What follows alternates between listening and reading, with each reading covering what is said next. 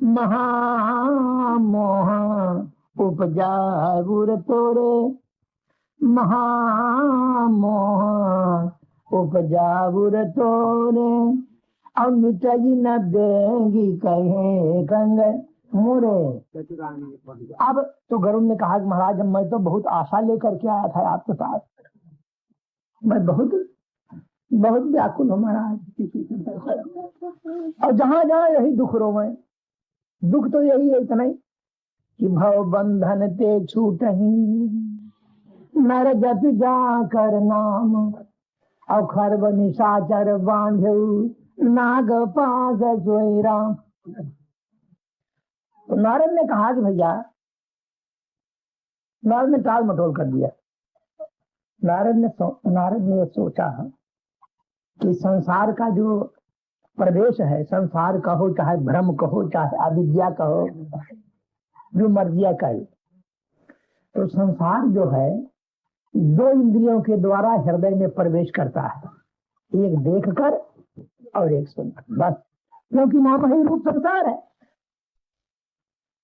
तो नाम सुनते हैं कान से और रूप देखते हैं आंख से, तो नाम ही रूप जगत जाल संसार है। तो नाम रूप जो है, नाम रूपात्मक प्रपंच दोनों इंद्रियों के द्वारा हृदय देश में प्रवेश करता है। जी हाँ, तो नारद जी ने सोचा कि इन्होंने तो देखा है और देखी हुई चीज को ये बता रहे हैं गरुड़, अब सुन करके शायद हम भी नहीं, हमको भी नहीं बीमारी लगे संक्रामक रोग। इसलिए उन्होंने तड़का दिया, भैया गरुड़ तुमको महामोह पैदा हुआ है, ये जल्दी नहीं जा सकता, मिटाई न बेगी गए खग मोरे मेरे कहने से, इसलिए तुम्हें उपाय। तो गरुड़ जी ने कहा कि महाराज कृपा करो, फिर अब जहाँ के कहाँ मारे, अब कहाँ जाए किसके पास। तो भगवान शंकर कहते हैं, नारद जी कहते हैं कि चतुरानन पा जाओ खगे सासो जी कराओ जय जय, जाओ तुम ब्रह्मा जी के पास, बहुत वृद्ध है, पुराने हैं, सृष्टि करता है, और जैसे वो कहा वैसे करना जिस तरह वो कहा उसी तरह से करना। तो आस कही चले देव ऋषि, और राम गुणगान करत है, बजत है बीड़ा ना। आसे कहीं चले उदेव ऋषि करत राम गुणगान, हरि माया बल बरनत पुनि पुनि परम सुजान। क्या हुआ अब? तब खगपति बिरंज वहां गए वो, और मेरे संदेह सुना, मर गए महाराज, तुम्हारा दी में आए हो दादा, खबर आए हो गरुड़ जी, क्या बात है महाराज? आपने तो सुना होगा कि राम रावण का संग्राम हो रहा है लंका में। हाँ हो तो रहा, फिर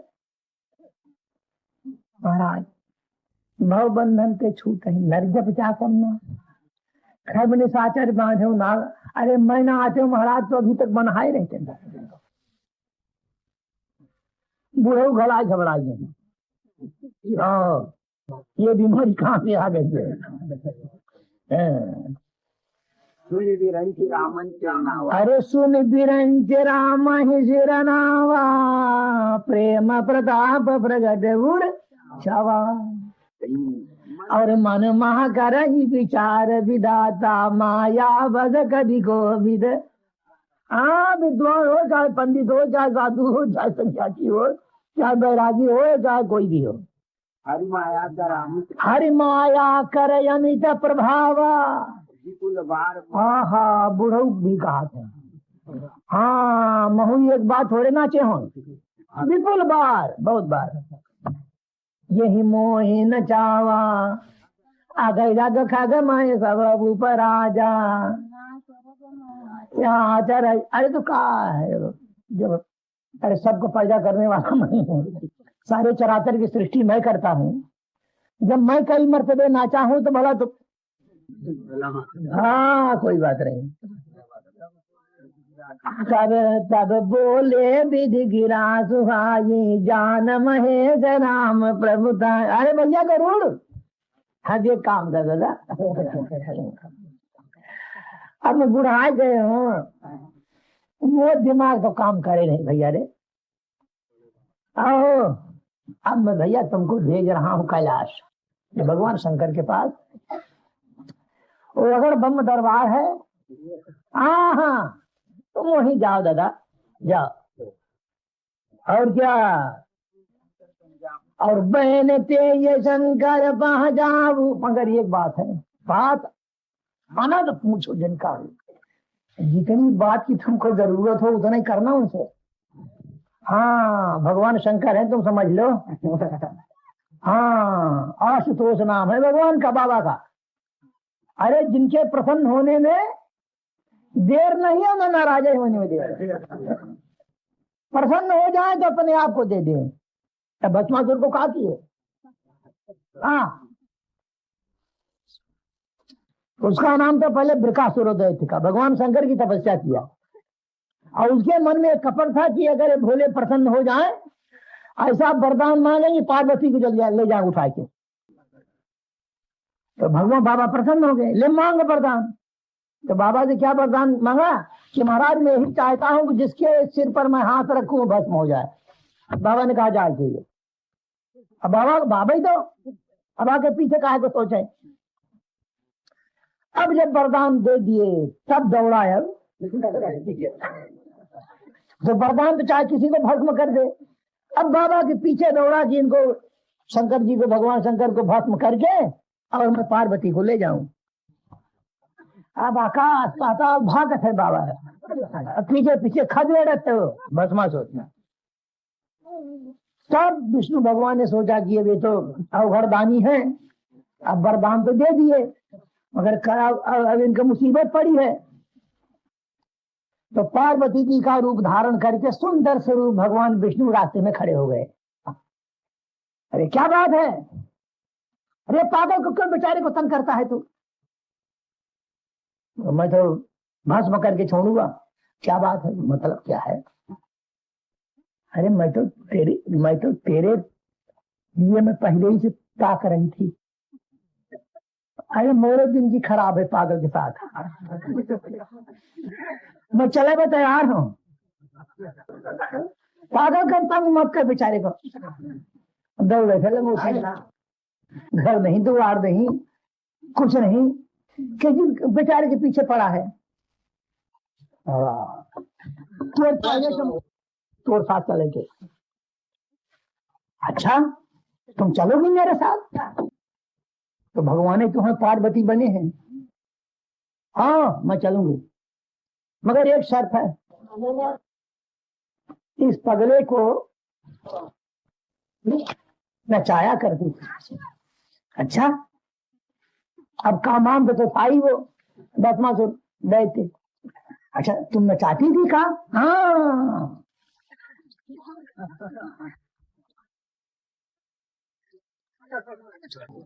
तो कैसे नचाती थी? मैं ऐसे नचाती थी, एक हाथ अपने कमर पर रखता है और अपने एक हाथ अपने सिर पर रखता है और मेरे सामने ऐसा बढ़िया मटक के नाचत रहे। ऐसे तुम मेरे सामने भी नाच दे तो मैं चले चलू तेरे साथ, तू नाच बता। अब उसको क्या, मूर्ख को पता। जो कमर पर हाथ रखा एक और एक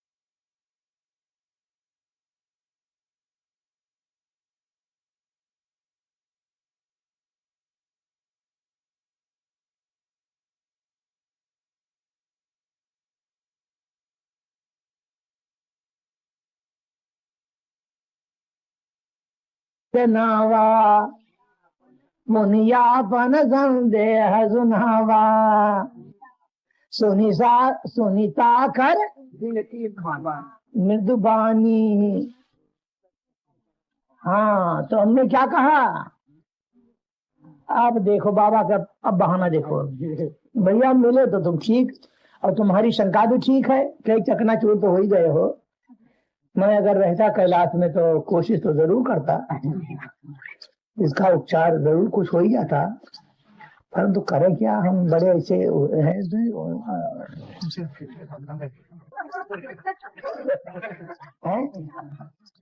अब रास्ते में तुम मिले हो और शंका तुम्हारी है बड़ी जटिल, ये साधारण भ्रम है नहीं, और इतनी जल्दी ये नष्ट होगा नहीं है। तो मिले गरुण मार्ग में मोही कौन भांति, अरे समझामो तो ही। जब वो काल करिए सत्संगा तब हो संशय भ्रम भंगा। ये तो जब तक महान पुरुषों का सत्संग न किया जाए तब तक इस प्रकार का जो भ्रम है वो कभी दूर नहीं हो सकता। तहाँ हरि कथा सुहाई, हाँ सुनिए तहाँ हरि कथा सुहाई, नाना भांति मुनि जो गाई। ये बात ये देखवा गई ना चौपाई पहले वाली।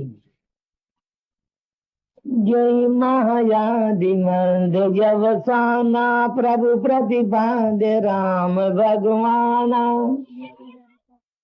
नित्य हरि कथा होत जहाँ भाई, पठबहु तहाँ सुनहु तुम जाई। और जाई सुनत सकल संदेहा, होई है राम चरण अदिनेहा। क्यों? देखो भैया समझो जितनी जिज्ञासु बैठे हो, यानी इस प्रकार का जो महामोह है भैया, तीनों मोह बोला, मोह, महामोह, सम्मोह, यानी जगत का भ्रम, नर का भ्रम, जीव का भ्रम। अब मोह तो है ना। अच्छा, तो इनके लिए भगवान शंकर ने गरुड़ जी से किसी प्रकार का साधन नहीं बताया कि जाओ तुम तपस्या करो, जाओ तुम माला फेरो, जाओ तुम उल्टा टंगो, जाओ तुम खाना पीना छोड़ो। किसी प्रकार का साधन नहीं बताया। क्या बताया है? बिनु सत्संगन हरि कथा, बिनु सत्संगन हरि कथा, ते बिनु मोहन भाग। बिनु सत्संगन हरि कथा, ते बिनु मोहन भाग। मोह गए बिनु राम पद, होए न दृढ़ अनुराग। सिवाय संत सत्संग के, सिवाय महान पुरुषों के सत्संग के, बिना भगवान हरि की कथा, बिना भगवान की कथा सुने, और कथा वही जो बताया हूँ, जय महायादि मध्य अवसाना। सत्संग का भैया मतलब होता है, अरे सताम संगा सत्संगा, महान पुरुषों का, सत्पुरुषों का जो संग, उसे कहते हैं सत्संग। या उसका नाम सत्संग। अथवा यहाँ पर जाकर, अरे जिसके संग माने, जिसके संग से जीव क्या है, ब्रह्म क्या है, ईश्वर क्या है, जीव क्या है, ईश्वर क्या है, ब्रह्म क्या है, जगत क्या है, प्रकृति क्या है, पुरुष क्या है, आत्मा क्या है, परमात्मा क्या है, मैं कौन हूँ, तुम कौन हो, इत्यादि विषयों का अरे निराकरण जहाँ पर हो उसे कहते हैं सत्संग। अथवा यहाँ पर जाकर अरे सत्य घनभूत जो चैतन्य तत्व, चराचर का अस्तित्व, अपना स्वस्वरूप भगवान आत्मा मय है, उसका बोध जहाँ पर हो जाए उसका ही नाम सत्संग। तो बिना भैया सत्पुरुषों के संग किए, बिना महान पुरुषों के सत्संग और बिना भगवान की कथा श्रवण किए, इस प्रकार का जो मोह है, ऐसा जो भ्रम है, ऐसा जो संशय है, ऐसा जो विपर्जय है, ये कभी दूर नहीं होता। और जब तक संशय विपर्जय न निकल जाए, इस प्रकार का भ्रम, इस प्रकार का मोह दूर ना हो जाए, तब तक भगवान में उसका अनुराग नहीं होता। तो सबसे यही कहना है कि यदि संसार में शांति का कोई उपचार है, शांति पद पाने का अगर उपचार है, अशांत के नाश का, अशांत के नाश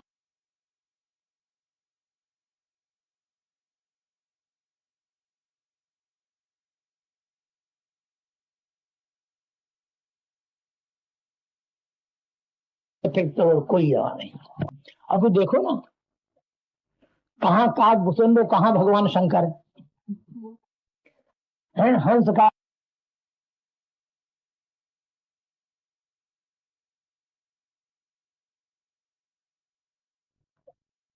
कहाँ काग भुसुंड, कहाँ भगवान शंकर है। हंस का रूप धारण करके, पक्षी बन करके, और कागभुसुंड के आश्रम में गए थे सत्संग करने के लिए। जी हाँ, कहाँ भगवान शंकर और कहाँ कौवा, कागभुसुंड। परंतु संतों की कोई जाति नहीं होती, संतों की कोई जात नहीं, संतों का मजहब नहीं, संतों का पंथ नहीं, संतों की संप्रदाय नहीं, संतों की अवस्था नहीं, संतों का शरीर नहीं, संतों का वर्ण और आश्रम नहीं, संतों का कोई खास स्थान नहीं। संत दूसरी, संतों का मिलने कठिन है, मुश्किल है। स्त्री समाज में भी तुम्हें संत मिलेंगे, पुरुष समाज में भी संत मिलेंगे। अरे महारानी मीरा स्त्री समाज नहीं तो थी और संत थी।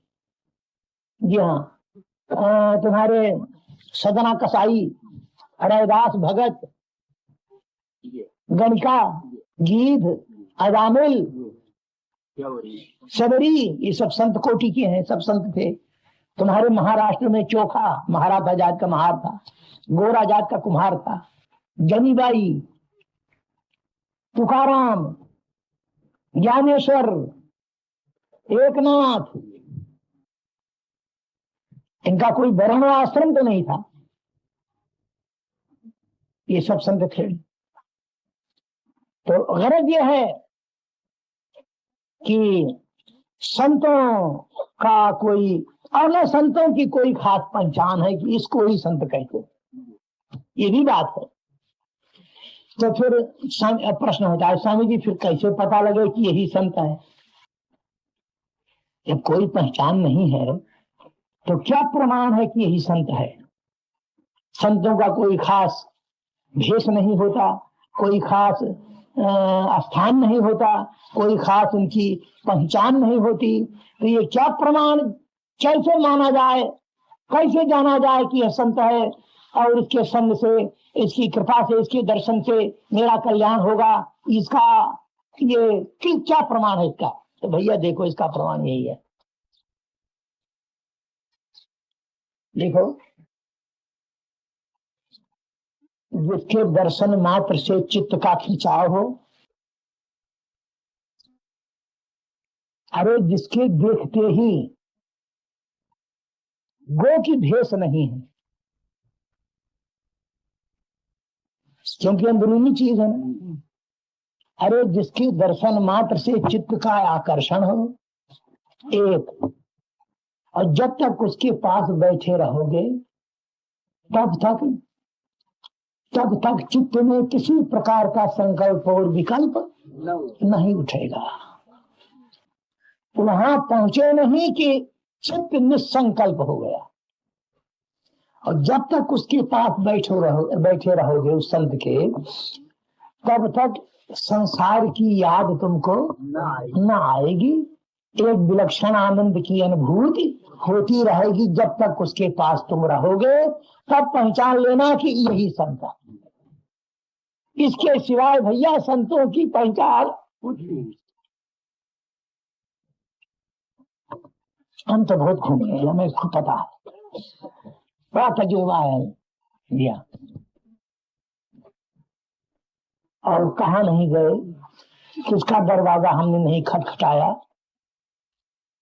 और हमें बड़ा आज भी कभी कभी शहरों में, वैसे तो हमारी आदत घूमने फिरने की नहीं है, कभी कोई जरूरत पड़ गई, कहीं गए, कोई ले गया, किसी के साथ गए, तो जो भिखारी बैठे रहते हैं, अपाहिज, लूले, लंगड़, अंधे, कोढ़ी, उनमें हम संत ढूंढते हैं। कभी कभी बाज वक्त कोई अरे मस्त मिल ही जाता है उनके अंदर बैठा हुआ।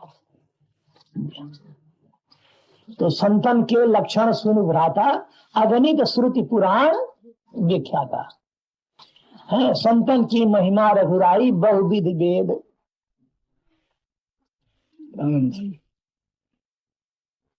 इसीलिए कहा कि गिरजा संत समागम, सम न लाभ कछु आंगन, और राम कृपा नहीं होई, होई सो गावई वेद पुराण। अगर कुछ साधन है, कोई तपस्या है, कोई योग है, कोई वैराग्य है, तो महान पुरुषों का संग, इससे बढ़कर के संसार में कोई साधन नहीं है। परंतु यह है बहुत मुश्किल मिलता है।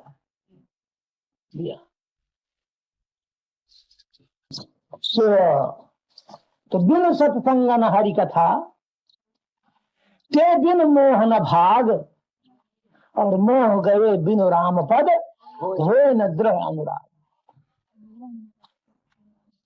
हाँ बस इसी तरह भगवान शंकर के कहने से महात्मा गरुड़ पहुंचे काकभूषुंड के आश्रम में।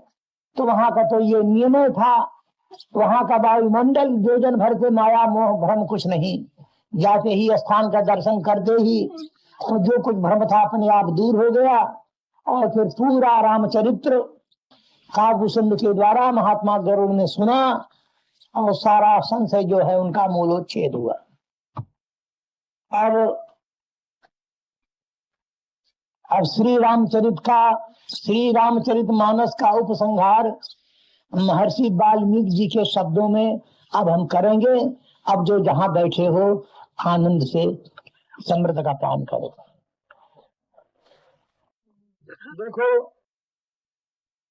शिव भैया, ये जो रामायण है ये बड़ा सुंदर ड्रामा खेला गया है। बड़ा सुंदर नाटक। इस रामायण के जितने भी पात्र हैं वो सब आदर्श हैं और सबों से शिक्षा ग्रहण करने योग्य है। देखो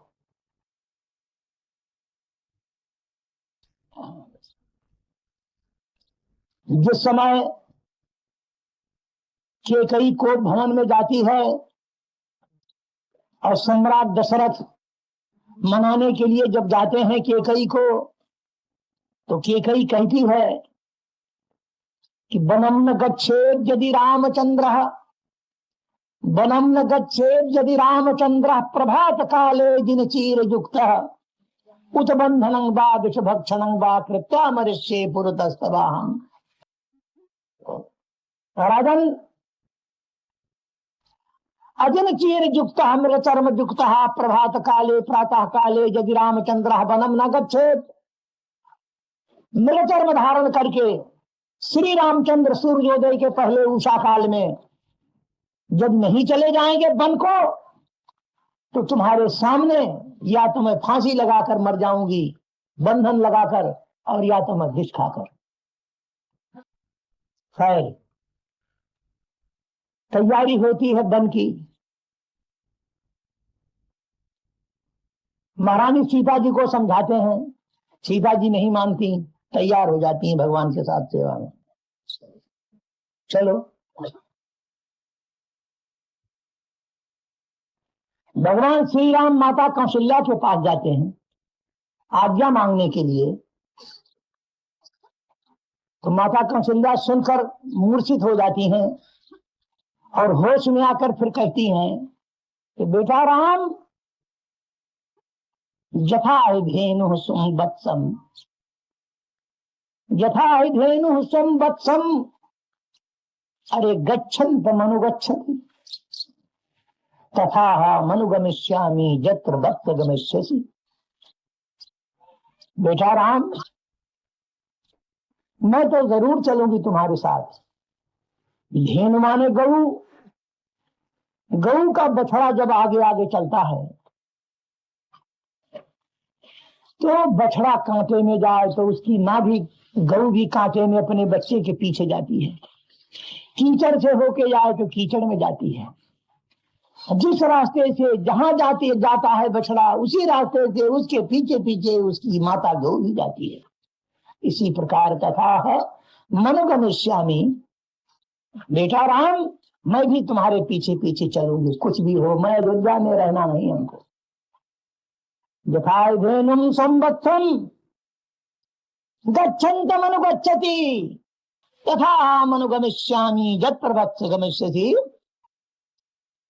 माता कौशल्या के कहने पर श्री राम स्वयं गर्जना करते हैं, माता सुन लो, जावत चंद्रादयो दीपा, जावत चंद्रादयो दीपा हिमनं बाहिमं त्यजेत अतीयात समुद्र बेलानां न प्रतिज्ञा मां पितु। चंद्रमा अपने कांति भाग का त्याग भले ही कर दे, हिमवान पर्वत हिमालय अरे हिम भाग का त्याग भले ही कर दे, पत्थर हो जाए बजाय बर्फ के, समुद्र अपनी मर्यादा का परित्याग भले ही कर दे, परंतु राम पिता की प्रतिज्ञा का उल्लंघन नहीं कर सकता, अवश्य बन जाएगा ना प्रतिज्ञा महम पितो। कहकर राम चुप हो जाते। माता कौशल्या समझ जाती है, तो महारानी कौशल्या कहती है, बेटा न सत्य थे बारह तुम गच्छे जानीम रघुत्तम। पुत्र अब मैं तुमको रोकने में समर्थ नहीं हूं, तुम्हारी यह प्रतिज्ञा सुनकर मैं रोकने में तुम्हें समर्थ नहीं हूं। इदानीम गच्छ, हे रघुवंशियों में श्रेष्ठ बेटा अभी तुम वन को जाओ, जल्दी आने की कोशिश करते हैं, शीघ्र क्या विधवा बर्फ सोचा सदाम कर में, और जाओ धर्म की रक्षा करना, धर्मस्थान अभिरक्षक।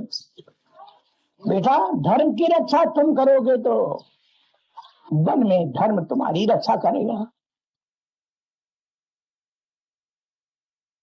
इदानीम गच्छ, अभी जाओ।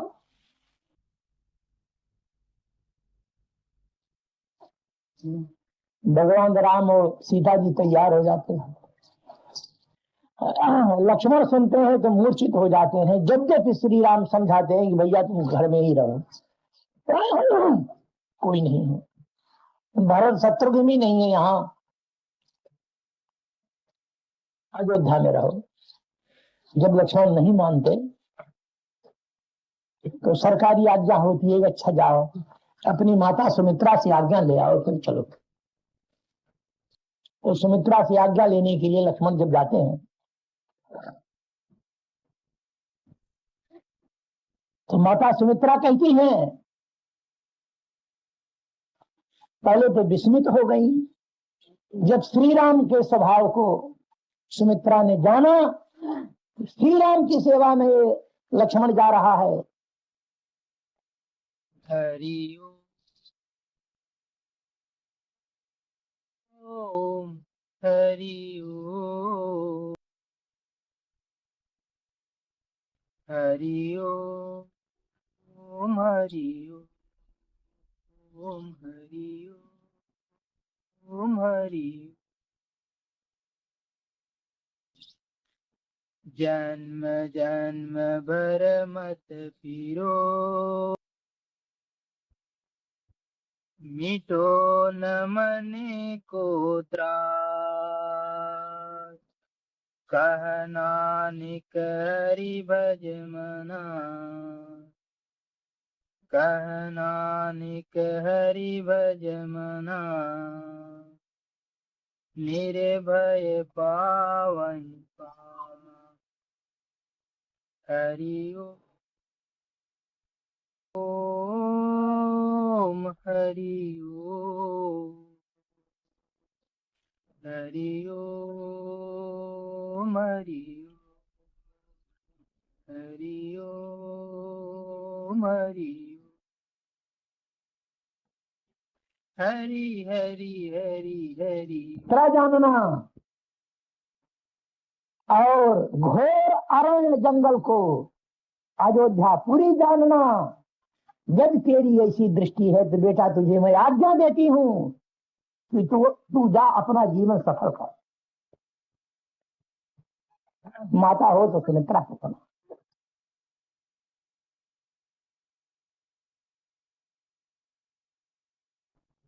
तुम्हारे भाग राम बन जाए, दूसरे हेत ताज कछना। मात चरण सिर न आए, यहाँ एक मार्मिक चीज है इस दोहे में। मात चरण सिर न आए, चले तुरंत तुरंत संकित हृदय। अब यहाँ पर प्रश्न होता है कि माता सुमित्रा की आज्ञा जब हो गई लक्ष्मण को कि बेटा तुम जाओ श्री राम की सेवा में, तो अब कौन सी शंका लक्ष्मण को रह गई? चले तुरंत संकित हृदय। वापसी में अब कौन सी शंका रह गई? तो शंका इस बात की कि जब महाराज लक्ष्मण की धर्म पत्नी महारानी उर्मिला थी, तो उर्मिला को जब पता लगा कि महारानी जी और महाराज जा रहे हैं वन को 14 वर्ष के लिए, और इनकी सेवा में हमारे महाराज जा रहे हैं, उर्मिला हमारे महाराज जा रहे हैं भगवान की सेवा में, तो फिर मेरे लिए क्या आज्ञा देते हैं? मुझे भी तो कुछ कहेंगे। तो लक्ष्मण कुछ कहेंगे हमारे महाराज, इसलिए महारानी सुमित्रा का जो गेट था, दरवाजा, तो चौखट पकड़ करके उर्मिला खड़ी हो गई कि अंदर गए हैं और इसी तरफ से भी लौटेंगे, तो मुझे भी कुछ आज्ञा देंगे, या तो साथ ले चलेंगे या कुछ आज्ञा देंगे। तो जब लक्ष्मण जी अंदर गए माता सुमित्रा के पास आज्ञा लेने, तो उस वक्त उर्मिला खड़ी थी। तो इनको इतनी जल्दी पड़ी थी, एकदम निकल गए, तब भी न कुछ बोले। और अंदर से जब निकले तो चले वो तुरंत संकित हृदय। माता की आज्ञा तो हो गई मेरे लिए सरकारी सेवा में जाने को, परंतु उर्मिला खड़ी है, अरे वो भी तो अर्धांगी है, उसका भी तो मुझ पर अधिकार है। तो देखें उससे हमको छुटकारा मिलता है कि नहीं, माता की आज्ञा तो हो गई। यही शंका थी लक्ष्मण के हृदय में। चले वो तुरंत संकित हृदय। मगर इतनी जल्दी ये निकले हैं धड़ाके से अंदर से, उर्मिला की तरफ लक्ष्मण ने देखा भी नहीं और चले गए साथ वन को। परंतु धन्य है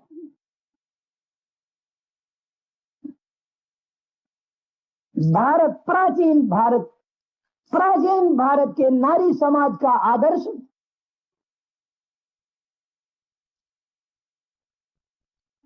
उर्मिला समझ गई कि बस महाराज गए वन को।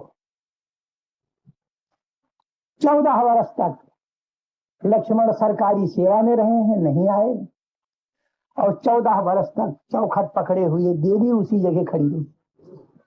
खाना नहीं, पीना नहीं, अंदर यहीं गई, बाहर नहीं, बैठना नहीं, 14 वर्ष तक चौखट पकड़े बस खड़ी रही।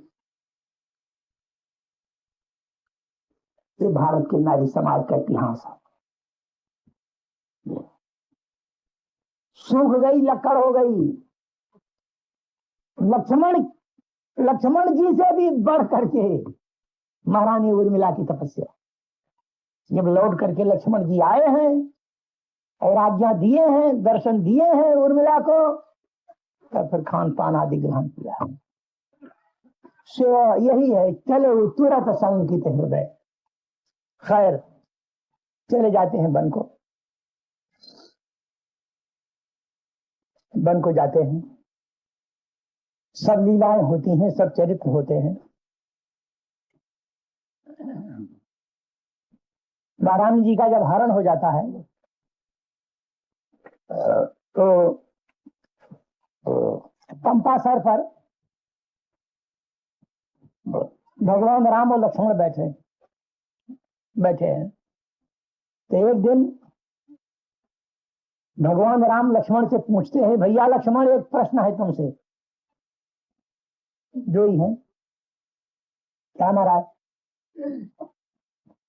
प्रश्न यह है कि पुष्पम दृष्ट्वा फलम दृष्ट्वा दृष्ट्वा जौषित यौवनम त्रीण रत्नानि दृष्ट्वैव कस्य नो चलते मनः। उत्तर दो इसका। पुष्पम दृष्ट्वा, अच्छा फूल देखकर, फलम दृष्ट्वा, अच्छा फल देखकर, दृष्ट्वा जौषित यौवनम, युवावस्था की सुंदरी स्त्री देखकर, तीन रत्नों को देखकर संसार में कौन ऐसा पुरुष है कि जिसका मन विचलित नहीं होता? उत्तर दो हमको। पुष्पम दृष्ट्वा फलम दृष्ट्वा दृष्ट्वा जौषित यौवनम त्रीण रत्नानि दृष्ट्वैव कस्य नो चलते मनः। किसका मन नहीं विचलित होता? तो लक्ष्मण जी उत्तर देते हैं, महाराज सुनिए, देखिए कसौटी हमारे यहाँ शास्त्रों की। लक्ष्मण जी उत्तर देते हैं, पिता जैसे सुचिर भूतो, गदगद हो जाता है कंठ कहने में, पिता जैसे सुचिर भूतो माता जैसे पतिव्रता ताभ्याम या सूनुरुत्पन्नस्तस्य नो चलते मनः। पिता जिसका सदाचारी हो, पिता जिसका सदाचारी हो, माता जिसकी पतिव्रता हो, ऐसे माता पिता से उत्पन्न हुआ जो पुत्र है, उसका ही मन नहीं विचलित होता तीनों रत्नों को देखकर, बाकी सबका हो जाता। कितनी सुंदर कसौटी है ना। पिता जैसे सुचिर भूतो माता जैसे पतिव्रता ताभ्याम जा सोनुरुत्पन्न तस्य नो चलते मनः।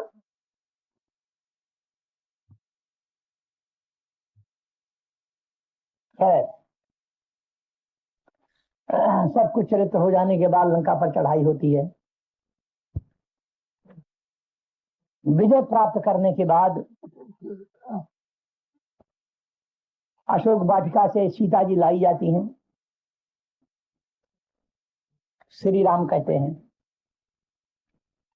नहीं, इतने दिनों तक तुम अशोक वाटिका में रही हो, राक्षस रावण के यहाँ यथेष्टम गम्यतामिता, जहां तुम्हारी इच्छा हो वहां तुम जाओ, मैं तुम्हें नहीं स्वीकार करूंगा,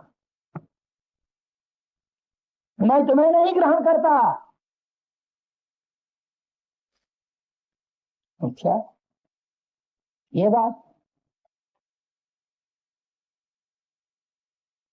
संविधा लाई जाती, लक्ष्मण लाते हैं।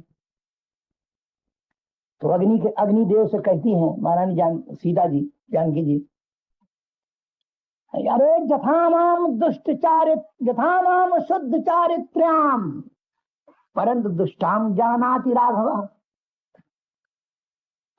तथा लोकस्य साक्षी माम सर्वथा पात पावका। मैं निष्कलंक हूं, मैं शुद्ध चरित्र वाली हूं, परंतु राघव जो श्री राम है हमको दुष्टा मानते हैं, हमारे प्रति उनको संदेह है।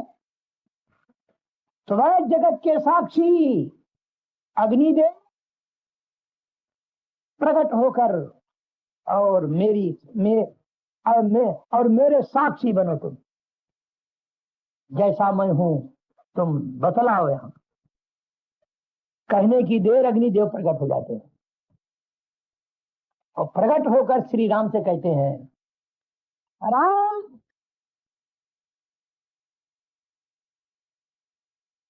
ऐसा ते राम वैदेही, ऐसा ते राम वैदेही, पाप मत्स्याम न बिंदते। ये जो तुम्हारी वैदेही है जानकी, अस्याम पापम न बिंदते बिंदते। अरे इस वैदेही सीता में,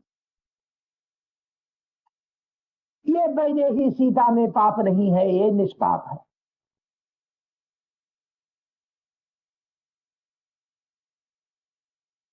ये निष्पाप है, मन वचन कर्म तीनों से निष्कलंक है। ये मैं जानता हूं, मैं साक्षी हूं इस सीता का। त्वया विरहिता दीना विवशा निर्जनात बनात। जब तुम गए थे मारीच के लिए, मारीच वध के लिए, उस समय अकेली जंगल में थी। रावण कपट से इसको ले गया हरण करके। इतने दिनों तक रही, राक्षसियों ने बड़ा बड़ा इसको प्रलोभन दिया, परंतु तुम्हारे अतिरिक्त मन वचन कर्म तीनों से किसी को इसने नहीं जाना। न किंचित विघातव्या। राम तुम्हें हम आज्ञा देते हैं कि भविष्य में ऐसा शब्द सीता के लिए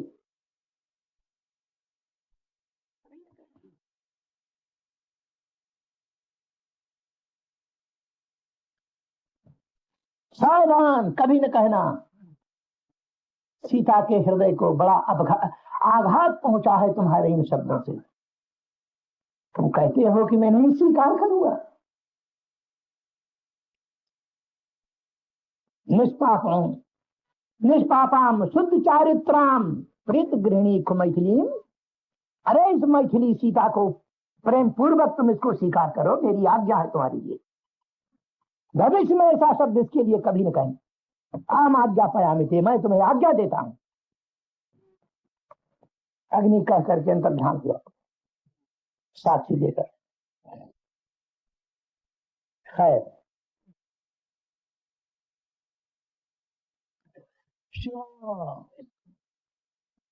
ये चरित्र जब सब हो जाता है, आते हैं अयोध्या, राज्याभिषेक होता है, सीता जी गर्भवती होती हैं। एकाक्षी जो था काना धोबी, उसके द्वारा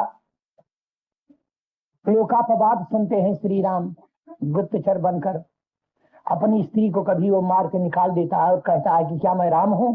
इतने दिन तक सीता अशोक वाटिका में रही, वहां लंका में राक्षस रावण के यहाँ, और फिर भी उसको ले आए हैं अपने यहाँ। अरे राजा होंगे तो अपने घर के होंगे, मैं तुझे अब नहीं ग्रहण करूंगा, मैं निकाल दिया मार के तुझे। ये लोकापवाद सुनते हैं। सुन करके अब ये होता है, चक चक प्रजाओं में चक चक मचता है। जिस समय तो अयोध्यापुरी की सारी प्रजा, अयोध्यापुरी की सारी प्रजा हो जाती है उस धोबी एकाक्षी की तरफ कि जरूर सीता कलंकिनी है, सीता में कलंक है, जरूर निकाल देना चाहिए। हालांकि गुरुदेव वशिष्ठ अपने योग बल से सारा वो प्रदर्शन करते हैं, सब दिखाते हैं चित्र कि सीता जी वो नहीं है। अरे वो तो प्रतिबिंब रूप सीता है जिसको रावण हरण करके ले गया है, सब कुछ दिखाते हैं, मगर मानता कौन है? वहां राम की तरफ, श्री राम के लिए सिर्फ वशिष्ठ जी महाराज का एक कोट मिला है, बाकी सब प्रजा उसकी तरफ। गर्भवती सीता, लोग कुछ पेट में थे, गर्भ में। महाराज फैसला देते हैं कि अब सीता जी को रखना है। लक्ष्मण को बुलाकर कहते हैं कि लक्ष्मण, हाँ महाराज, देखो सूर्योदय के पहले रथ पर बिठाकर सीता जी को गंगा के किनारे जंगल में छोड़ आओ। आजन्म के लिए मैंने त्याग किया सीता का। लक्ष्मण सुनकर मूर्छित हो जाते, होश में जब आते हैं तो कहते हैं महाराज ये काम हमसे ना होगा, तो श्री राम गरज कर बोलते हैं, तुम भी मेरी प्रजा हो, मैं राजा हूं,